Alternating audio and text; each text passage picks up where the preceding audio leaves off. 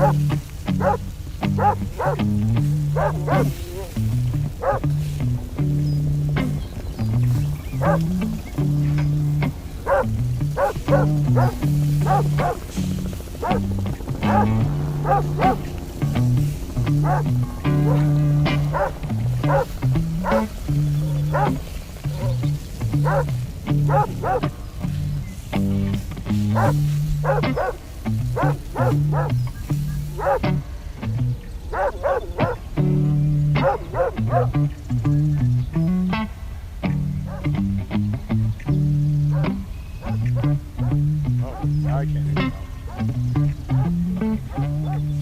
hello everyone. It's In the Neighborhood Happy Hour, Party Hour, Cross Canada Hour today. Although we may not go the full hour. Usually we don't, but it's tough to say. Wow, suddenly things got complicated. Really well done. This is good. You know what, Jim? You're setting expectations. Just keep lowering them. Yeah. Get better if you lower them. It's Friday. It's happy hour. I'm We're all doing confused. my best here. Hey, we've got Russ and Vari. We've got Mandy Stobo. And, of course, we got the world-famous Jim Button, who's done nothing except... Whoa, Mandy, you're ready for snacks already. Yes, Mandy. Well done. Oh, and a margarita. So, James, how are you? What's going on? Oh, I'm good. You know, I had a really, really, really interesting week. I wasn't feeling so well. I haven't been feeling so well. As you know, I'm on a chemo break. Right. And then my gut was really bugging me. So I called up my buddy who's a GI doc. He and I went for a 5K walk, and he talked me through a bunch of stuff. Then, knowing that the next day I was meeting with my oncologist, got all my scan reports, got all that. And he kind of talked me off a ledge because I was feeling like, oh, God, my pancreas is in trouble. We're not solved out of that one yet, but I'm grateful I've got all these people I can go to and talk to in the medical world about my scenario because I was not feeling great. So he gave me some lactobacillus probiotics that I'm taking, and then I'm increasing my enzymes and testing that. Otherwise, I got to do another surgery. So I've got like 2-3 weeks. I got to make sure that I turn it around before the advice is to go in and attack my organs again. So, but the good news is I got some clarity, and I got a reprieve, and I've got another 2 weeks chemo break, and I'm starting to feel like I can walk and jump and talk and act like an animal again. So It's kind of nice. Yay!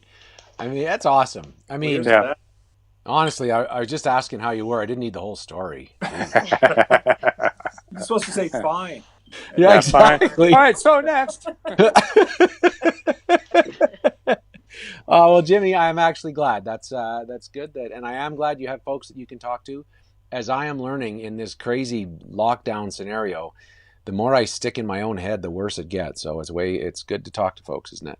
Yeah, well, it's good to see you today too, in person. I got to see all of you in person, except for Vari. I didn't get to see Vari today in person, but I got to because we were dropping off drinks. I don't know who took the top half of this one, but somebody did. Mandy Stobo, how are you today? Thank you. I'm so good. I got to see you as a know. 3D object. It was amazing. If anybody would like to go visit Mandy at any point, if you're in the Calgary area, you just drive south about 3.5 hours and you'll see Mandy. So it's easy to get to her place. Yeah, it's true. It's true. It's perfect. And we have a different climate out here too. So, if there's rain where you are, there's sun where I am.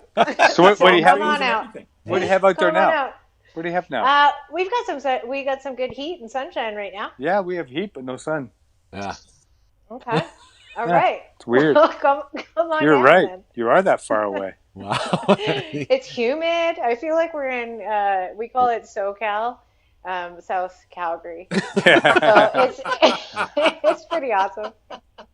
Hey, in honor of my friend Gary, can you just pretend you're in Barbados, okay? Okay. Just make that up and watch him go, what? He'll freak out. Okay. Everything's about Gary. So, the more he thinks this is about him, the better off it is. Okay. Unless he's watching. I love Barbados. Unless he's watching right now, in which case I look like a real dick. Yep. Oh, I don't think that matters whether he's watching or not, Jim. before we talk about Gary, let's see what's going on in the world of music with Vari and Russ. How are you guys doing over in your neck of the woods? We're doing okay. Yeah, good week, I think. Yeah. Yeah. It was fun. It was kind of busy. Yeah. You were painting like a crazy person. Yeah, I also have a house painting company because running a Why restaurant not? isn't stressful enough. You should also paint people's houses. Really? Yeah, Are you serious? Like How whose long? house? yeah. How long that's has this why happened? Client. I own a painting company called Good Girl Painting. I've owned it for 15 years. No way. Yeah, yeah. All the things we learn. Boom, there you go. So all week Amazing. I painted. Condo in Killarney. Yeah, a condo. This nice condo for this nice lady named Shelley. She's And moving. it's Shelley. you going in and doing it? Moving. It's you going in your overalls and doing it, or do you have? Yeah, a team except I that's- wear shorts because it's hot. Oh, okay. That's amazing. Do you do stucco? Do you do I do. stucco? Yeah, I do. Oh. Yeah, we do Oh. interiors and exteriors. Commercial and residential. Okay, now wait. Call for Advertisement. free. I think I might need to get some stucco painted. I got a amazing. question for you, Vari. Yeah. I've done a little Googling on you at some point, and when maybe it was for the wedding, I forget what. But is it true that if I needed an incredible homemade ketchup, you're the person I go to? Is that true? Is Oh. it true? That's kind of true. What do you mean it's kind of true? Well, I was launching a ketchup. I used to have a restaurant and we made a ketchup and everyone loved it, so we were trying to get it on the shelves in grocery stores, but it's really hard. Wow. The And things you much learn more- on this show. Yeah, much more expensive than I had anticipated. Is My that right? projections were off. Yeah. Yeah, so it's in the works. Okay. Yeah, It's in like it. when people randomly bring it up, though. See? Russ, you probably thought we're talking to you today, but we're not. It's all No. Vari. Sorry, That's that's cool. the way it goes. Yeah, this is my show. Yes. I'm the guest. Well, if I had any choice, it would be, yeah. Yeah. Well, look we have another person to introduce, and Jimmy, should we bring him on and then you talk about him, or do you want to talk about him when he can't hear, or how do you prefer to this? Let's roll the dice. You do whatever you want to do, man. I'll wing it either way. I'm ringing, and you start talking, and whenever he shows up, he'll show up. All right. So this is Gary Tate. I was in the military. I moved around a lot. And in grade 4, I moved to Ottawa. And one of the first guys I met was... There he is. yeah. There he is. He always talks over me, just so you know that, too. Okay, working on my Gary, listening. you can't talk yet. Jim's talking about you, so just listen to Jim talk. Go ahead, This Jim. is going to be hard for Gary to do. So Gary was one of the first guys. He used to call me Buxton Boy when I first showed up. And but we've been friends for 46 years, since grade 4. And we've been through it all. We've had fights when we weren't friends for a whole summer, and we've gotten into trouble all over. We've been in all sorts of fun things. But Gary was a stand-up comedian. He went by the handle of the controversial Gary Tate. He's a real estate salesman. He's done it all. He's a good, but best of all, he's been my friend all these years. Aw. Oh, Accurate, Gary. What's your side of it, How did he Gary? do? Pretty good. He may have left out a few things, but that's Yeah. okay. Yeah, Gary'd rather it be about 20 minutes talking about him, but whatever. Yeah.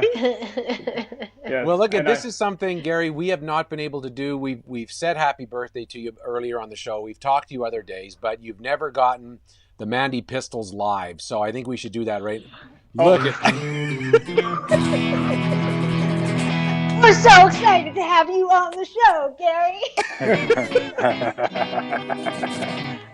You actually did that for my birthday, Mandy. I'm really, I know. really, It I'm was really the best. grateful. And then we got to talk after for like I a know. quick few minutes. And Well, thanks. I already love you. So I can't wait for the moment where Jim and I can come see you. Oh, yeah, that'd be awesome. That would be super awesome. Yeah. So thanks so much for having me on your show. I'm really excited. I remember going out to Calgary to go see the show live a couple years ago, and I got to see Mandy in action making her stuff, and Dave he's really good at what he does. I soon realized that, it takes a lot of effort to be a good interviewer, and Dave, you're just incredible. I started out to try to do TV too, but I realized I was a little self-absorbed, and all the questions were really about me and how I looked on TV. So I've learned a lot from you guys and watching the show and being a good listener. And 2020 started out for me like I just wanted to be more present, right? But then COVID happened. So yeah, I guess I am more present, but I'm still working on it. And you guys are great role models. Do you Aw. now? If you had to introduce Jim, if it was Jim coming on the show, how would you introduce him? Oh, that's a good question. So if Jim was coming on the show, I would say, see, that's the problem, Dave. I just don't have the words. It'd be like a good friend of mine. I've known him for 46 years. He's been a super good guy to me. He's been in my life at the right times, and he's given me some great advice to help me get to where I am today. Without him doing it on purpose, he just does that naturally. Wow. Wow, that's really sweet. That was Wow. so I sweet. just made it up. I was Made it up. gonna, I was gonna That's say, so sweet. is that Jim Button we're talking about here? Yeah. Yeah.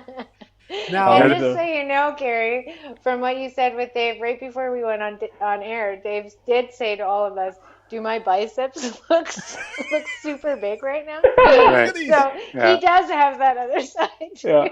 I was going to put a t-shirt on too, and I'd rather be out in the backyard, but I don't think the reception is good. But I've been well, doing this 22-minute sit-up thing, so yeah, I should just take my shirt off right now. I think you should. Maybe, I maybe a think few you more should. rum and cokes. yes, good for you. Cheers, guys. Now Cheers. look at Happy Friday. Gary. We're gonna play a game here, and I know you've talked to Mandy and you've watched the guns fly with her and Jim. I don't know if you know Russ. You would have seen at the show, but I don't know if you know Vari, Russ's partner. That's who you see in the shot, and they're Hi, Vari. they're a great dynamic duo. But right now they are judging you because they're the judges in the game we are about to play, which is Treasure or Trash. Now, let me explain how this works. We do this every happy hour. But because Jim and Gary are good pals, I'm combining them. So one of them is going to do a friendship item that is true, and one of them is going to do a friendship item that is not true. And between the two of them, Mandy Stobo has to guess which is which. And Russ and Vari are the judges of this game. And so Jim and Gary, do you guys, or do you want Robbie, do you want to do our music first, or what do you? Great. Very good. Okay, so who wants to go first, Gary or Jim? What do you want, Gary? Well, funny enough, Jim and I have such a great history together, and we have a lot of items. I have a couple of things in storage. I had this big Mexican flag, which I didn't get my hands on, and I also had business cards at 12 years old from his dad, and I didn't have any of those. So I do have my item. Okay. But I. Do you want to go get it while Jim fills? You go Good get it. idea. Jim is going to fill. Okay. Just lay it on the ground. We'll take a look at your You ceiling. wouldn't think that I was expecting this at all, but yeah, let me go see if I can dig out an item from our friendship for 46 years. Bear with me. I thought you guys talked about this, Jimmy. Yeah. Did you guys talk about? Yeah. I'm not there to actually put it in his lap. Jim No, is I'm new to feeling me, like this is all part of the game. This Like, is how this is. far Got away my eyes is on it? you, Gary. No I pressure, know. Gary. All right. How about I do mine right now? Yeah, you should do yours because I have no idea what I did with the item. Like, You seriously. showed it to me. You took a picture and you showed it to me. Yeah, I know. Okay. I'll do mine. Get ready. Okay. So we were that house in our when we lived in Ottawa. We were that house where all my friends came to quite often. As a matter of fact, we took off school and snuck into the backyard and swam because we had this beautiful, nice pool. And when people would come over to my house, inevitably, most people would get thrown in. But Gary was always a bit of a whinger when he got thrown in. He didn't like the way he was like a cat. And so my mom always had, he would even go so far as to bring clothes and hide them so we wouldn't see them. So he would have dry clothes afterwards, but he would never bring a towel. So I'm unfurling a towel right now. I'll just flip my camera. I'm unfurling this towel. So we had this towel. Let me just do a better job of it. flail it out there. So that's what the towel looks like, Yeah. right? And my mom would always make sure this towel was there, a towel was there for Gary, because Gary would complain about being thrown in the water. Meanwhile, everybody else never complained. But this is one of those towels that we had in our backyard in the pool back like 1980. So 1980. Very good. yeah, that's an old towel. Okay, an old towel. An old towel that was always on a shelf for whiny Gary to use. I never knew why he didn't bring his own towel like other people, but... Well, I didn't want to come over and say I was going swimming just because he had a pool. You know, that would be a little presumptuous of me. No, but you brought all sorts of clothes and you hit him out front. You would have thought I was just using you for your pool, right? So yeah, that's true. I would have felt that way. All right, Gary, you're up. What do you got? Thanks, Dave. Jim and I go way back, and I mentioned a few of the other items, but you know, I have to believe in myself more because the item is in my eyesight. I just got nervous, you know. That's probably why my stand-up career didn't go too far. It's the old nerve. So my item is right here. Let me flip my camera around. All right. And start talking about it. This is, you guys might not know this because you're so young, but this is a VHS. This is a VHS tape. And on this tape was from our biology teacher, Mr. Beggs, who was our curling coach. And he, before he even went out curling, he gave us a how-to 1, 2, 3 curling thing. And oh my goodness, I've held on to this curling video, instructional tape, for my entire life. And I don't have a VHS player anymore. But when I go see my folks, I do grab the tape. I usually keep it in my trunk, and sometimes I'll throw it on just to think of the fun times we had in high school. And that was probably same 80s. Yeah, we were on the team high school curling team. What was your curling team's name? Well, we were Sejan A. McDonald. It was high our school. Oh, yeah. okay. Yeah. And did you win any bond Camera skills? background. That's a good question because we were in a lot of Bond tournaments. spiels? EC knows what she's talking about. Mandy's smart. Yeah. So we were in a few tournaments, and then we had this. We were in the finals, and we had this team that everybody loves to hate. Asbury, Crumpets and Tea. You know, this totally rich school and rich private school, and we were in public school, so we really wanted to beat them, and we lost. Oh, I'm so That's sorry. a beautiful We made it to the story. final. I think it was what was Crumpet. your position, Jim? Gary, Jim was maybe you skip. could tell her what my Jim was position was. skip. I didn't want to get into the details, but thanks for asking. I was. It was an easy takeout shot, Mandy, and he missed. Okay, so he was skip. Oh, you still I wanted to be skip. Gary No. couldn't do strategy. Yeah, you should have been. He couldn't even pay I was attention. Little third. that I know right now. I was Yeah. third, and What? Jim was skip. Well, you Well, know, that was a mistake. well, it was the '80s. You know, Black Lives Matter. Oh, I love you. Yes! They Oh, told me it's you should about be. time. They told me you should be happy to be third, Gary. That's what they said. No. It's a very important Okay. role, Gary, and It probably is. as far up as you could go. Oh, Yeah. Jim. See that, Mandy? We're seeing a side of I Jim I haven't saw seen it. before. I know, it's a side I've never seen before either. Whatever. I've been vilified right in front of my friends. Oh man. Okay. All right. Okay, This is Mandy really Stobo. difficult. Yeah. You got a choice between an old VHS tape and a towel that Jim found on the Okay. floor. You decide. I'm just gonna write some calculations here. Take some notes. Like math? Okay. Okay. So. No questions about the towel, Mandy? No, Jim. I could tell you so much about that towel. Okay, tell me a little bit about the towel. I told you everything I know.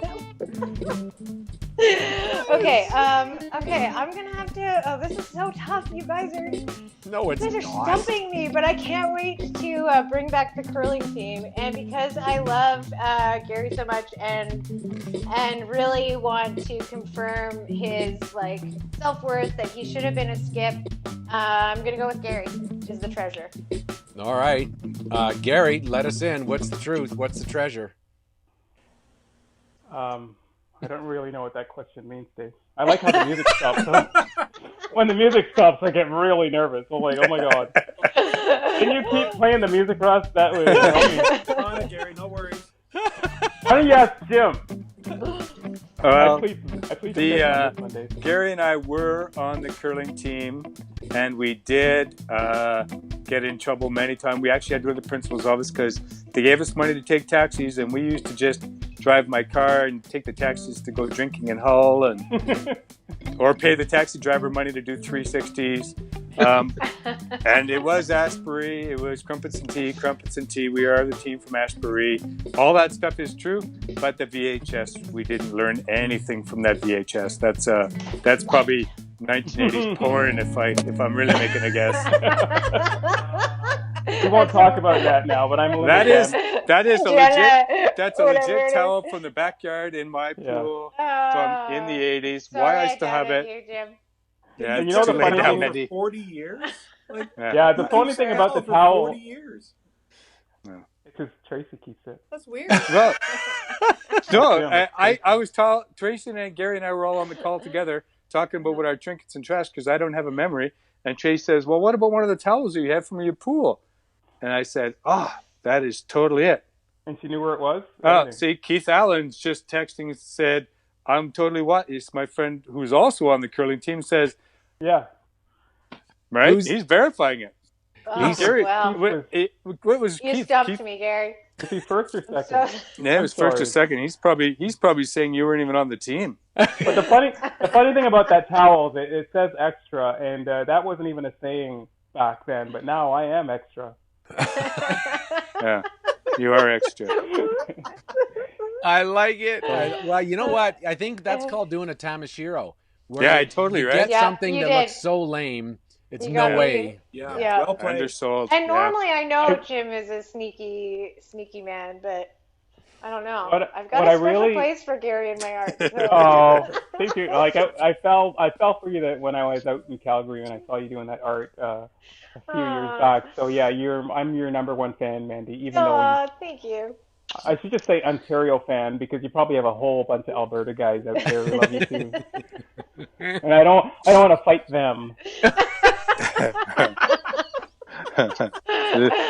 leave that one out. Stop it right there, Gary. Okay.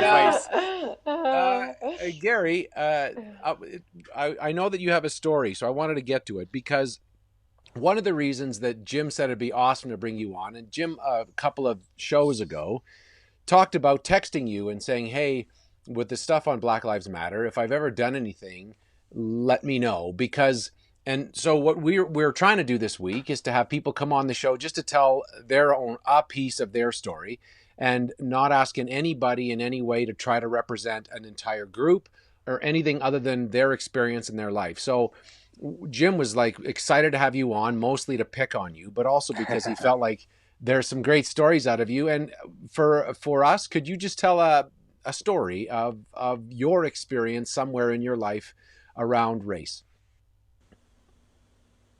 I don't have anything. Sorry. Seriously, when You guys know any black people in Calgary? You don't know any black people in Calgary. Is that what's going on here? You gotta go to Ontario. You gotta go to Toronto to find a black person. Controversial You guys- Tate is in the You house. guys be proud of yourself right now? Is that's Okay, wait. You're right, Okay. Dave. I just got the signal. I will end him right now. No, okay, I have a story. I have a Just about to story. press the button right now. I do. Well, Jim posted this photo of us, and it brought back all these memories. And it's just me and him, and that was the end of the year, grade 7. And Jim and I, first of all, have been in the same class since grade 4. That's when I met him. Wow. And then I don't think we were in the same class in grade 5 because I had Mrs. Metz. I don't know who you had. But But Mrs. Bryce, she kept pushing me underneath the chair. What? no, I don't. Anyway, I don't remember that. Yeah, okay. You were Yeah, move on. Jim's memory's gone, so don't let him interject anything. So then in grade 6 we had Mrs. McFarland, and in grade 7 we were in the same class as Mrs. Saunders. So that was the end of the year in grade 7, and it was awesome. And we both passed, and we snapped that photo. Mark Burbage, who was a Muskasquirt, snapped the photo for us. And I look at that photo and I remember how I felt, and I was so happy, and the sky was the limit. And I think I wrote the greatest guy, and then Jim kind of put the arrow to him when it was really I'm the great guy here. So I was thinking about that photo because the next year I went to grade 8, and they ended up putting me in a remedial class. And I arguably had the best report card I ever had in my whole life. I had like 6 B's. I remember it because I never hit it again. I had 6 B's, a couple C's, and 2 A's, and it was just like I was so happy. But they ended up putting me in the remedial class, and it was a shock, and I didn't know why I was put in this class. But the good thing about this class is I met one of my best friends, Garth Collier, and that was really cool. That was the best thing to happen in the class. Needless to say, I'm going through my life really happy, and then all of a sudden it's time to pick your high school. And Jim and I, because we live in the same neighborhood, always talked about going to Sir John A, which was our high school. So I go into the guidance counselor's office, and then he suggested I had a plan. Sorry if I'm rambling. It's the rums that I had before they go. So I had this plan, and this plan was that I would go to Guelph University and be a veterinarian. How do I make this plan, you ask? Well, back when Jim and I would be bored in the summer, Jim told me his plan. And Jim's plan was to go to RMC Military College, and he wanted to be an air traffic controller or something like that. And I'm like, oh my God, how do you know? Geez, so I never had a plan, so I made my own plan just to kind of keep up with Jim, or just to, keep it on that level. So I walk into the guidance office, super excited because I have a plan. And in that little 8x4 room, Mr. Nelson, he shut the door and he goes, wouldn't you rather be a carpenter or, no, I want to be a vet, blah, blah. He goes, well, and he wanted to send me to a vocational school, Highland Park. I said, I don't want to go to Highland. I want to go to Sir John A. It's like 2 blocks from my house. Why would I want to go to Highland? You already sent my brother to Highland. And he goes, what about a technical school? And he wanted to send me to school downtown. So anyways, my compromise to him, because he wouldn't let me out of the office and he was literally yelling at me. So he made me sign up for general math and general science. So at least I got to go to my school. And unfortunately, my parents, they grew up in Barbados and they didn't know, how the school system worked here. So anyways, I was happy. So then I start high school, and now I'm not in the same class as my friends. Maybe gym class, but not any of the really core courses like math and science. But now I'm getting 100% because all I do is add a few numbers. So I'm rocking it. I'm hitting out of the park. I'm getting my awards at the end of the year. And I do the grade 10 general math and general science, getting 100%, get my little award. Grade 11 comes around, and I meet this old lady who is a guidance counselor, super sweet, bless her soul. And she goes, well, Gary, you can't get into university with these courses. And I'm like, huh? So then I had to go back and go to night school. And I had this one teacher, Mr. Pollard, who was nice enough to help me get through it. So I had to take grade 11 math and grade 12, grade 13 math, and it was brutal, and going to night school just to be able to qualify to go to university. And I just think the system failed me, especially a kid walking into telling you, how often does that happen? And he did not do his job. It was part of, we call it streamlining, but it was kind of like get caught in the system, and so many kids get kind of shuffled through life that way, and it's just wrong. And I always felt like going back and talking to Mr. Nelson, but I didn't, because I wouldn't have anything good to say. Yeah. So just to really, from Thanks, Gary's perspective and my perspective, I was told I could go to university. I was guided into the university stream from grade 7 to grade 8. Gary was told he could never accomplish that, and we had the similar marks in grade 7, but they put him down the route because of his color. I still believe to this day they put him down a route to send him into a vocational life as opposed to a life of education at a university. Right. And it was mainly, if not only, because of his skin color. And Dave, Jim and I were both 84 pounds. Mark was 76 pounds. So my parents definitely said, you cannot do any hard labor, Gary. You need to get a good education. So it's almost like Jim and I walked the same path. And we, so Jim's got a 50-pound weight, and I'm carrying 150 pounds on the same journey. And I just think racism is systematically ingrained in all of our cultures, and it's so subtle, yet it's very powerful. People tell me about the bad apples, and I just kind of and it's draining because all that's going on now is completely draining for myself. And they say about the bad apples, but it's not about the bad apples, it's about the bad system. So, for example, that native guy, the chief, who got like pummeled, Yeah. and he got pummeled in March, and it's June now, and it's surfacing, and then people go, well, we got to get rid of those asshole cops. Arguably, it's not the asshole cop because he had the body cam on. The minute he gets back and they see the guy all bruised up, he should present his case. And the report that he filed and the video, they don't match.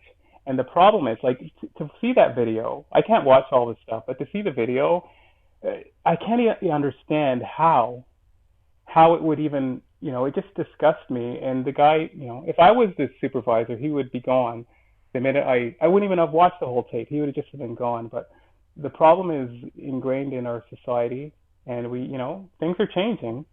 And in the last 40 years, Jim and I have been friends, and each decade things get better. How you mentioned tiring?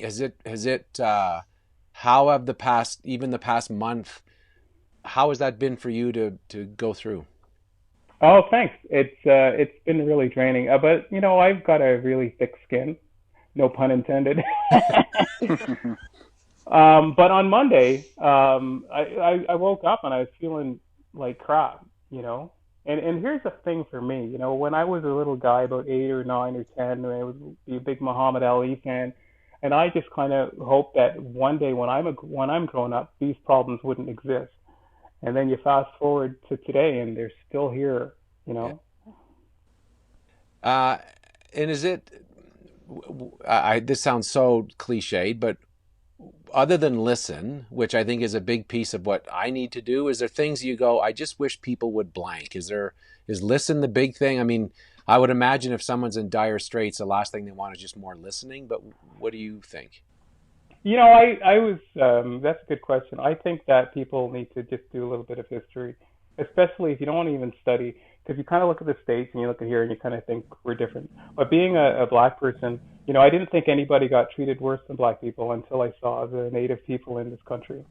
And so they win for Canada, and then the black people in the States are pretty poorly treated as well. So I would urge people just to learn your history. Do you know about Africville, Dave? In New Brunswick? Nova Scotia. Nova Scotia. No, I should have made a multiple choice. So, maybe read about that, and the other thing that really irks me is the apartheid system that was in South Africa was they came to Canada to learn how to control their natives, and they studied the Indian Act, and they made their homelands based on the reservation system. So all these things are ingrained. So Canada doesn't get a check mark, even though we're living in this great country. And I think it would be better for us to know the truth because Canadians are the awesomest people in the entire world, and we can handle the truth. So whoever decides to, send out this information, they've kept a lot of it covered, which has a worse effect, in my opinion. Right. I think we can grow as human beings better by sharing the truth. But the truth is like it's an offense, and we bury it, and we're living this lie, and now it's all kind of bubbling to the surface. I feel like the girl from Wednesday, just to bring everybody down. No, Julie, because she's out there feeding everybody, and then she talks about it, how hard it is, and then you kind of feel like, oh, it's draining. The emotional side is very draining. So, to talk about this, it needs to be discussed. There are uncomfortable conversations. However, it is draining, Dave. Yeah, it is. Jim, how does it? Did you ever think you'd be on a show talking to your buddy Gary about racism? Well, Gary made a promise to me 40 years ago that he was going to be a football star or a basketball star. NFL. It was only NFL. No, I think you kept lying to me on many things.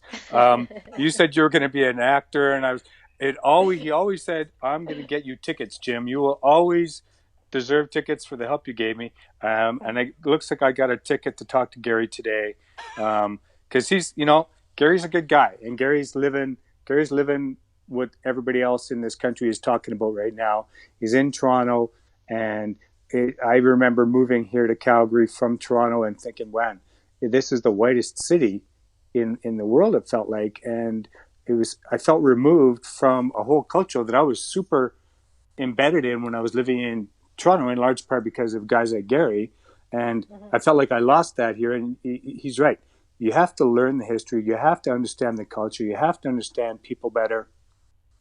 And you have to kind of walk in their shoes to really understand what you can do. Listening is one thing, but as the mayor said, at some point you need to know when to do the action. Yeah. Yeah. And Jim and I have been friends. We never really talked about race. We were two kids. Like, I was never allowed people upstairs, but my mom just loved Jim to death. And there's one day I guess I was sleeping, and she let him upstairs, and he woke me up, and he scared the shit out of me because you're not used to seeing white people in your house, right? Especially on the second level. So, but we all have to get the comfort. And the reason I think that Canada does a good job is because we all go to school together. And I see that more people are living in neighborhoods, and we're all kind of separating. And once the kids play together, the myth is gone. So yeah. I would say, hey, man, keep your kids in public school, or, we've got a neighborhood in Toronto called Cabbagetown. And if you walk through Cabbagetown, it's beautiful Victorian, it's 3 stories. Like, it's just nice. The yards are all pristine. And then right all centered around that neighborhood is one school called Spruce School. And nobody from that neighborhood goes to the school, just because Regent Park is close, and a lot of the kids from the projects go there. And people could argue, well, it's not enough English, or whatever your excuse is to make yourself feel better. However, the real secret to us, because each generation gets stronger and stronger, and if you looked at all the people out there protesting, they're all young people. So the fact that parents can keep their kids away from other cultures is not a solution. It will make the problem bigger. In the States, it's completely segregated, and then as you get older, this myth creates itself. So Jim and I are super, super tight. There's nothing that white people do that freaks me out. I'm so used to them. They eat a lot of ground beef. Used to them. I'm not an animal, Gary. God. They eat a lot of ground beef. Big, they might cut their mushrooms in half. It's just really beautiful. And then Jim loves like coconut bread my mom made. He's used to everything, so it's good, and I don't think that was our main focus, but as you get older, it really we didn't see as you're right. It's totally like racism isn't something that's it's driven into you, or it's taught. You learn it. You're not born with it. So when we were friends, we were just friends. And I totally remember Gary's parents taking me out for dinner to a restaurant where I was the white guy in a room of black people. And just a booth, Jim. It wasn't a room. It was just a booth. Well, yeah. Ponderosa's Steakhouse. It was his mom and his dad and his brother. There's 3 of them. Yeah. And we all squeezed in together, and I would swear everybody else in the restaurant was staring at Jim, and I was, inside I was really proud of Jim. The other thing that Jim did for me that, he just doesn't think of it as anything, but I worked at Ponderosa, made $2.15 an hour, and then I got fired. And Jim, he got me a job at the officers' mess. So right away I double my income, and then I'm getting fed, and I'm working in this environment that would obviously lift me up. I'm learning wines and cigars and booze, and I'm just becoming a better person. And every time you're in a situation where you out of your comfort zone or whatever, you grow. And that's just why I love Jim so much, is because he's put me in situations to help me grow, and I'm forever grateful. And I always say I would never be the same guy I am today without this guy. Thanks, man. Thank you. Now say something nice about me. Okay. Gary is one of those guys that every situation he's in, it's like it's the very first time he's experiencing it. And wherever we go, whatever we do, like this would be like, you'd think the way Gary's acting right now, it was the first time he was on a Zoom call talking with people, right? Everything is new to Gary, and that's what I love. He's got that. He's like a kid at all times. Well, we have this magic that you can't separate. Like, even when we get together, and it'd be like a Monday night, and you're like, okay, what do you want to do? And Jim will go, let's just do this. And you're thinking it's going to be boring. We have the greatest times. Even when you were in palliative care because he's living with cancer, and I came out and I'm like, this is going to be a really boring trip. I didn't tell him I was coming until the day before. I bought my tickets already. I had planned to stay at a hotel, and Jim's like, nope, you gotta stay at our place. I'm like, oh. But I had really planned for a quiet trip, and I was going to read him books in the hospital, just something, and I'm mentally preparing, to see him in not the best shape. As soon as I arrive, he's actually not so bad, and then he goes, "Hey Gary, I got the green light to drink." I'm like, "Oh, what the hell does that mean?" So then we go on a craft beer tour the first day, and then the second day I get invited to his company party, and oh my goodness, it was just one of the best trips. So mentally, I get ready to have a really sad trip, and I had one of the greatest trips of my life. And when Jim and I get together, it's always really amazingly fun, and I'm forever grateful. Thanks, Gary. Thank you. Yeah, Gary can bring life to anything. When we have our company party and we're on the base bus going from one venue to the next, and everybody in the bus is chanting Gary, Gary. he's totally taken over our party. So that's when Gary looks up and goes, "This is palliative care?" Yeah. I paid for that for about a week and a half. And I didn't get home till very late, but that's another story. And then Jim takes care of me. So I think he wrote his address and he gave it to me just in case. And I go, don't worry, I've got your address, so don't worry. But I had it in my phone. But don't my batteries die? And it was like 2 a.m. and then I had to go, ask a bar guy to plug in my phone, which is great, so I can get home. So I have to stay up all night, wait for Gary to get him home. It's like coming home when your parents are waiting up for you. Yeah. Well, I was gonna have people tell a story about their week, which they still can, or they could tell a story about Jimmy. I'm aware that I don't want the show to get way too long, but does anyone have something that happened during the week that was important to them in some way or meaningful that they'd like to talk about? Mandy, do you have anything in your brain? And if you don't, that's okay. I can pick on Russ, Bari, Jim. No, I got lots of people. I do have something in my brain. It's topical if that's okay with you. Yeah. And it might go on long, so just turn up my camera. Tropical? Tropical. I'm in Barbados right now. Doesn't look like Barbados. I know it's not. I wish I was. So I had an amazing week. My son turned 14.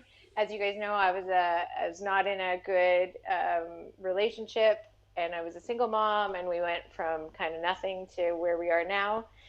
And so that was very exciting. I got to do a lot of great work. We're building all this grad stuff, but the thing I wanted to talk about was, as you guys know, I have gone through a lot of great things and then a lot of traumatic things that have a lot of abuse and all the brain stuff that's associated with that.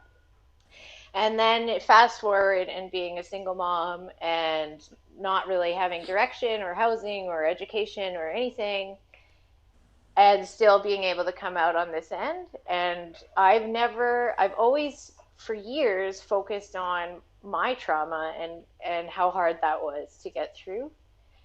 And so this week it's really incredible because I am here. Probably a lot of luck and opportunity came because of the color of my skin, the people I'm associated with, and my family. And so to think about the incredible people in every single type of life that don't get the same chance, that go through trauma and go through being a single parent and never come out on the other end, just simply because of how they were born, it's just crazy to me, and it's just Don't so cry, sad. Mandy. Please don't cry. I cry all the time, Gary. You know that. I know. So I got my rag just in case I was going to cry, but nobody could make it. Sorry, Jim should have told you I talk all the time, but nobody can make it without help. Like, all of us have got help from somebody at some point in our lives, and none of us can make it with all help. So Dave, if people can remember that, because we all think once we get to where we are, we made it on our own and our ego puffs up, but think back on how you got your first job, your first opportunity with that teacher, and there's always somebody there who helped you. And, humble yourself and Yeah, and just be grateful because life is short. totally. And I think Dave, I know you're talking about listening and listening, but I know I've been talking to another artist in Calgary, Katie Green, and we are really looking at how we can include so many other aspects of life in the opportunities that we get. Mm. And instead of just taking the opportunities and creating that thing, how can we have the perspective and the input of all these other cultures that really have so much to say that just never get that chance? And Mm. so I know that that's one thing that I really want to commit to. And I know, yeah, Yeah, it's been a really, I just have so much heart for everyone, and uh, yeah, that's awesome. it's been an incredible week. Yeah. I could not imagine a more powerful dynamic duo than you and Katie Green doing something like that. Mm. Like, Be I've got a amazing. lot of time for you two. Yeah, Bravo. yeah. Thank you. Russ or Vari, any again, no pressure, but is there anything this week that any event or something you experienced that had some sort of meaning for you? What, the pressure's all on me? Yeah, Oh. I talk all the time. Unless you want to talk about ketchup, which is also totally cool. I have nothing to say about ketchup. We had a really interesting conversation at our house the other night, because we were talking about when the mayor was on the show, Yeah. and he was talking about when you get your driver's license and how if you're a kid of color, your parents give you that talk about never resist. And Russell and I were talking about that and about what it's like to grow up as a white kid. And my family, or both our families emigrated from England, but my family emigrated from central London, which is predominantly not white. So when we moved here, my sister was the first time my sister and I had white friends. Like, we had never had white friends. And like, we'd known some white people, but they just weren't the people we clicked with for whatever reason. Yeah. And so we moved here, and it was shocking. Like, people hung out in their basements, and everybody was white. Nobody walked around, and it was kind of a bit culture shocky. So we were kind of talking about that, and a few years ago, I had a bad situation with a police officer who ended up having to give me a formal apology from the CPS because he had been really vile to me. And at one point, he was shouting at me, and he was so angry he was spitting, and it was going on me. And I started to argue back, and he started to sort of tell me how it was. And I was like, "You can't do anything to me. You can't touch me." And I was telling Russell that story, and I was like, and then thinking about what the mayor said, they just can't touch me because I have this white aura around. Oh yeah. They can't touch. But if I was any other color, I don't have that right. And it was the most sickening conversation ever, because it's just, it never occurred to me that somebody would have that conversation with their kid, or somebody would have that conversation with their parent as a Yeah. kid. Yeah. Well, I've been stopped over 50 times. 50? Just driving 50 in Ottawa, and mainly Ottawa. Ottawa was brutal. Even walking home from university, they would check my bag. What are you looking for? If they touched my dirty underwear, I was happy. But I've been stopped over 50 times. In New York, I had a gun put to my head. I probably haven't told people this, or Jim, I don't think it, but I had an officer put a gun to my head in New York. And then I've also lost 2 friends at the hands of the police.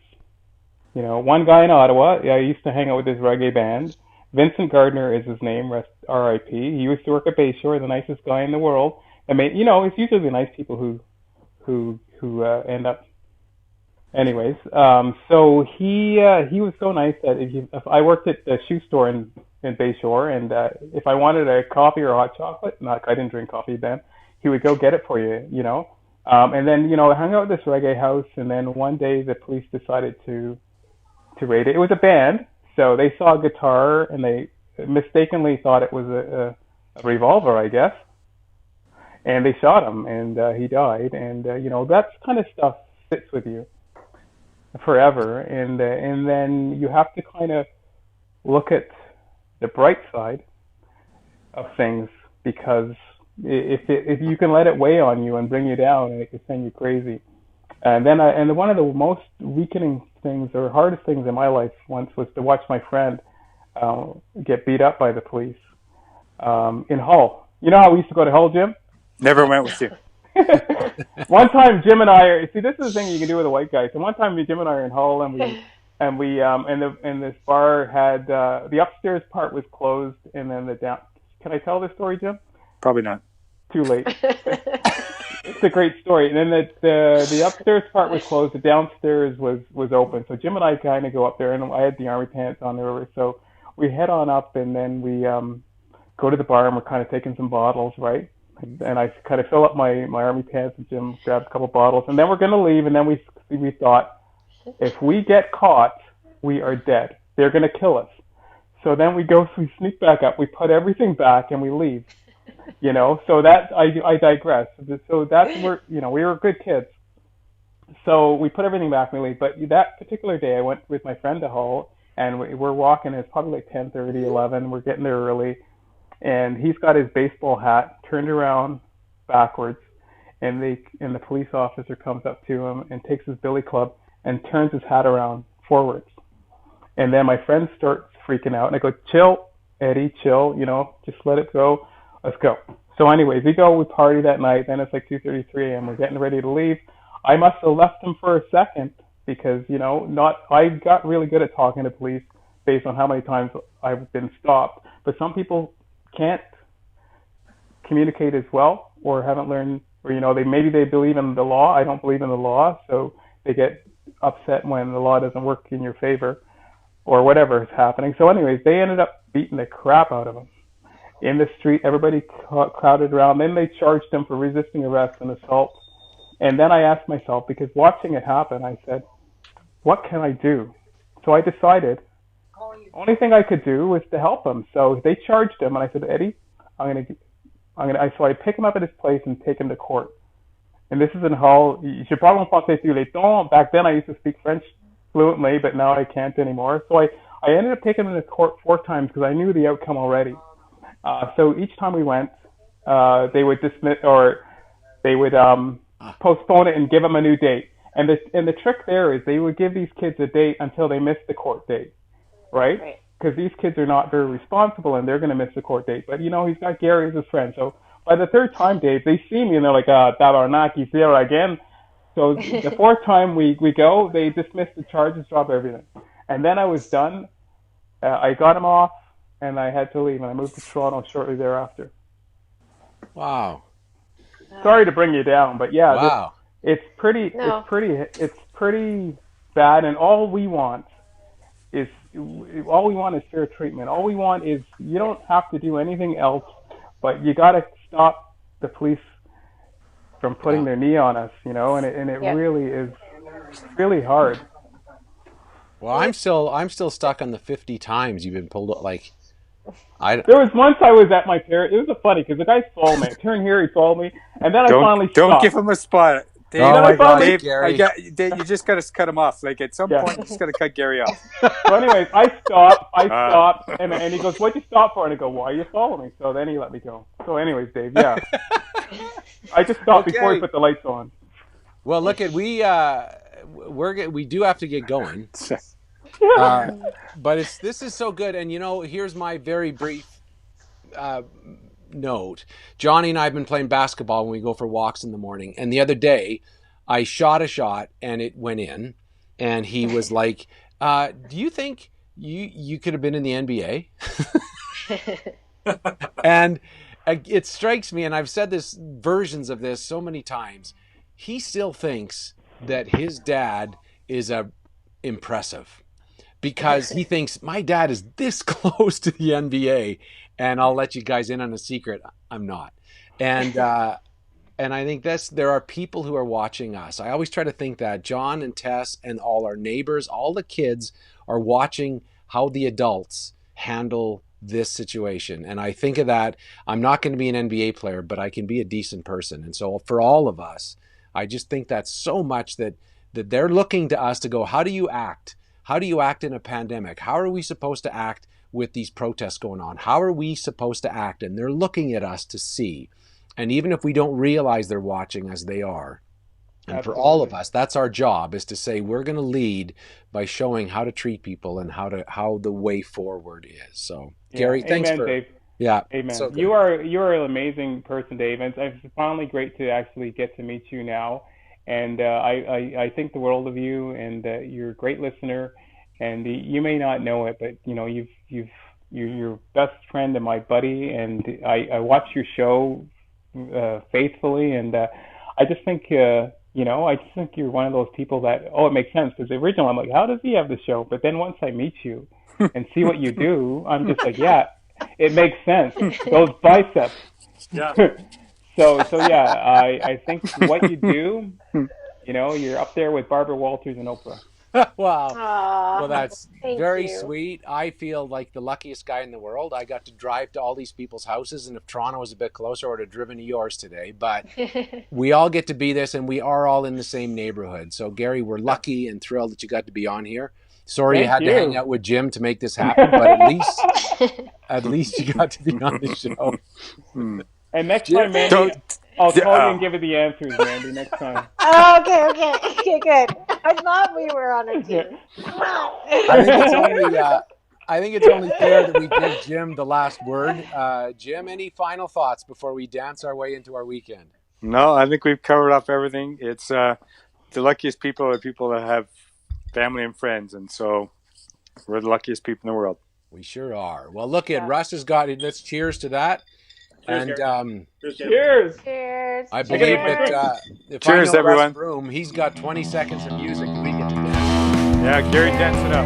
We're going to the backyard dance. Hurry it up, Gary. It's only 20 seconds. I know. I'm late again, eh, Jim? We're not even going to get a happy dance.